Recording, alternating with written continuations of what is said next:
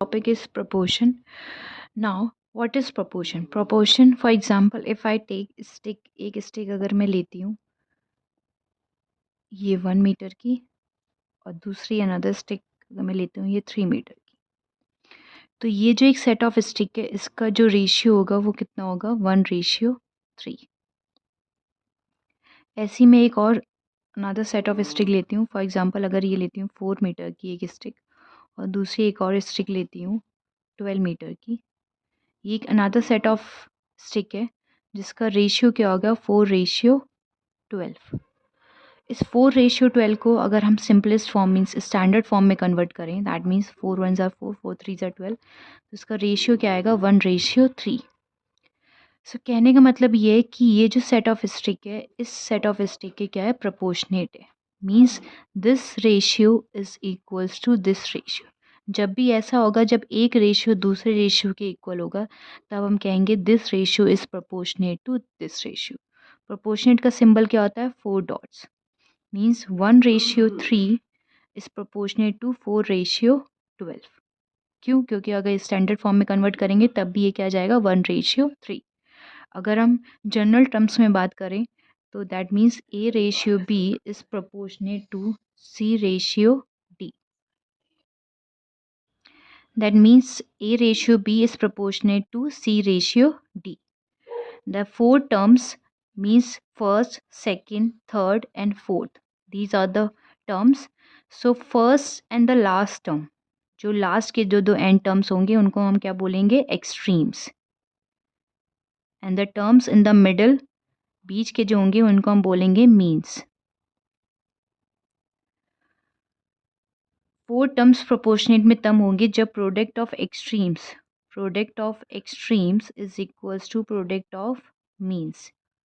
Extreme का मतलब जो लास्ट के दो टर्म्स होंगे first and the fourth term last term, अगर इन दोनों का जो प्रोडक्ट होगा वो किसके इक्वल होगा प्रोडक्ट ऑफ मीन्स के. So product of extremes is equals to product of means.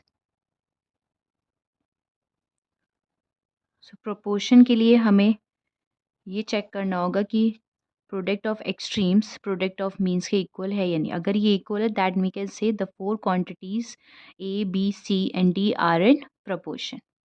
Now let's solve some question. Okay, so first question is find whether the following numbers are in proportion or not. हमें check करना है कि ये जो four numbers हैं ये proportion में है या नहीं है. So for that we know that product of extreme should be equals to product of means. Proportion में होने के लिए product of extreme product of means के इक्वल होना चाहिए. So extremes are 5 and 14 and means are 10 and 7. So product of extremes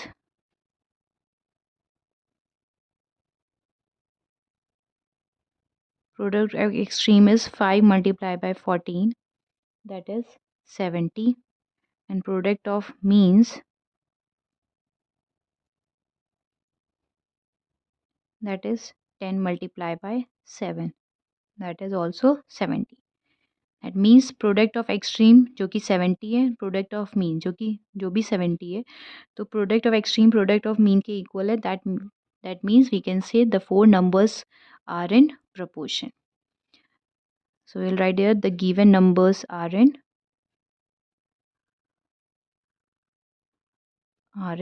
proportion.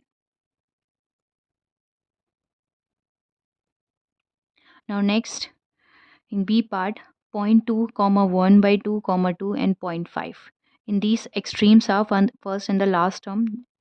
So 0.2 and 0.5 are extremes and means are 1/2 and 2. Again proportion में होने के लिए हमें चेक करना होगा product of extreme product of means के इक्वल है नहीं. सो product of extremes equals to 0.2 multiplied by 0.5, that is 0.1,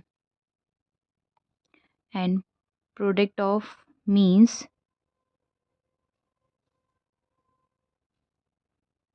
equals to 1/2 multiplied by 2. 2 से 2 cancel, now 1 is left.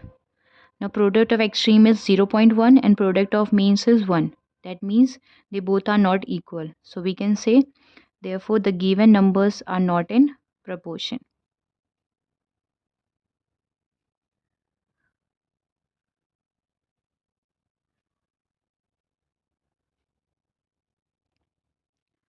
Now let's solve another question. Now second question is, find the value of x in the following proportion. Means this phone number जो है वो already proportion में given है, हमें x की value find out करनी है. Proportion के लिए हमें पता होता है कि दो रेशियो जो हैं आपस में इक्वल होंगे तभी प्रोपोर्शन में होंगे. So that means 11:2 is equals to x ratio 6. ये हम लिख सकते हैं. क्यों? क्योंकि चार नंबर्स प्रोपोर्शन में तभी होते हैं जब दो रेशियो आपस में इक्वल होंगे. सो 11:2 को हम लिख सकते हैं 11/2 and x by 6. Now cross multiply this. 11 multiplied by 6 is 66 and 2 multiplied by x is 2x. x की वैल्यू फाइंड आउट करेंगे, मीन्स 2 ट्रांसपोज करेंगे. x 66 divided by 2, 2 1s are 2, 2 3s are 6. Now x is equals to 33. And B part, 0.25 ratio x is proportionate to 1/2 ratio 2. Again proportion में है, so we can write like this: 0.25 ratio x is equals to 1/2 ratio 2. 0.25 by x is equals to 1/2 and by 2. Then okay, in B part, 0.25 ratio x is proportionate to 1/2 ratio 2. So again हम इसको ऐसे लिख सकते हैं, 0.25 ratio x is equals to 1/2 ratio 2.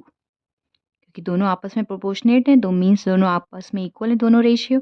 So 0.25 by x is equals to 1/2. Again ये भी 2 divide में जाएगा तो ये क्या होगा, मल्टीप्लाई में 2. So 0.25 by x is equals to 1/4. ना cross multiply, 0.25 multiply by 4 and 1 multiply by x. 0.25 multiply by 4 is 1. 1 multiply by x is x. So x की वैल्यू कितनी आ गई, 1.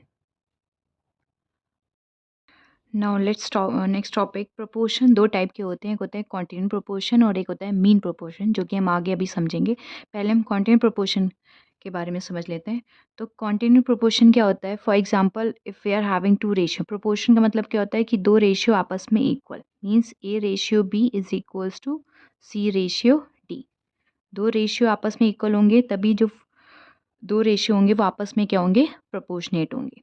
सो ए रेशियो बी को हम क्या लिख सकते हैं, A by B is equals to C by D.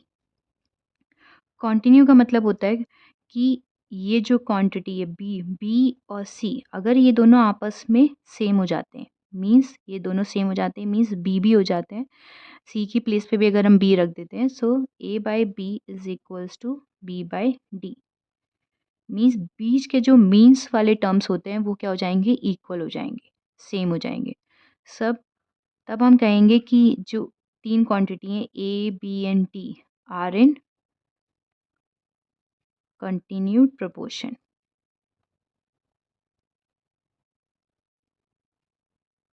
Means बीच के जो मीन्स वाले टर्म्स होंगे अगर वो सेम हो जाते हैं, तब जो तीन क्वांटिटी हमारे बचती हैं ए बी और डी, ये क्या हो जाएंगी, कंटिन्यूड प्रोपोर्शन में.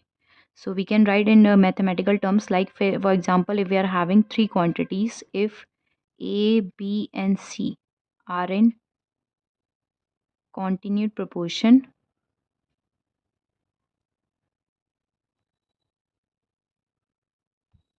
then we can say A by B is equals to B by C.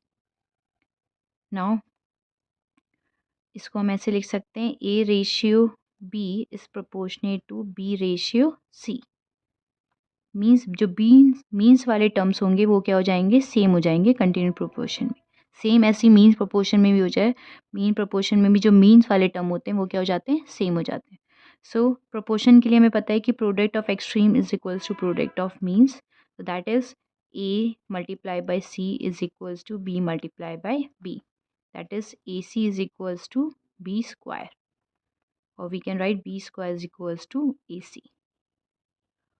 और इसको थोड़ा अगर सिंप्लीफाई करना होता है तो हम ये लिख सकते हैं कि जब ये स्क्वायर, अगर b की वैल्यू फाइंड आउट करनी होगी तो क्या करेंगे, ये जो b के साथ स्क्वायर है वो जब हट जाएगा तो इक्वल के उधर क्या हो जाएगा, इसका स्क्वायर रूट लग जाता है। मीन्स AC के ऊपर क्या हो जाएगा, square root.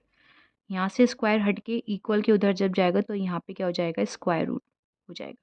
So b is equals to square root of a and c। So this is the continued proportion. Now let's understand mean proportion. Okay, so next topic is mean proportion. Mean proportion भी same है जैसे हमने continued proportion पढ़ा है. So mean proportion में भी if we are having A ratio B is proportionate to B ratio C. नाम से क्लियर हो रहा है मीन प्रोपोर्शन मीन्स जो मीन वाले टर्म्स होंगे वो क्या होंगे, सेम होंगे। सो बीच वाले जो टर्म्स होंगे जिसको हम मीन्स बोलते हैं वो सेम होंगे। तो अब हम ये कह सकते हैं कि जो बी होगा, b is the mean proportion between a and C.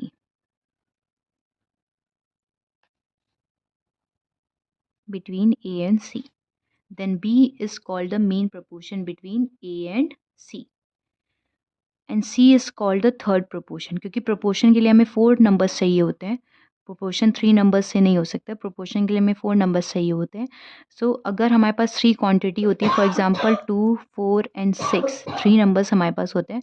So proportion के लिए अगर हमें थर्ड प्रोपोर्शन में फाइंड आउट करना होगा तो हमें ये जो बीच वाला नंबर है उसको दोबारा रिपीट करना होगा। जैसे 2:4 is proportionate to 4:6। Okay, so question is if 16 comma x and 25 are in continued proportion, then find the value of x. Continued proportion का मतलब क्या होता है, जो मीन्स वाले टर्म्स होते हैं वो क्या होते हैं, रिपीट होते हैं, सेम होते हैं।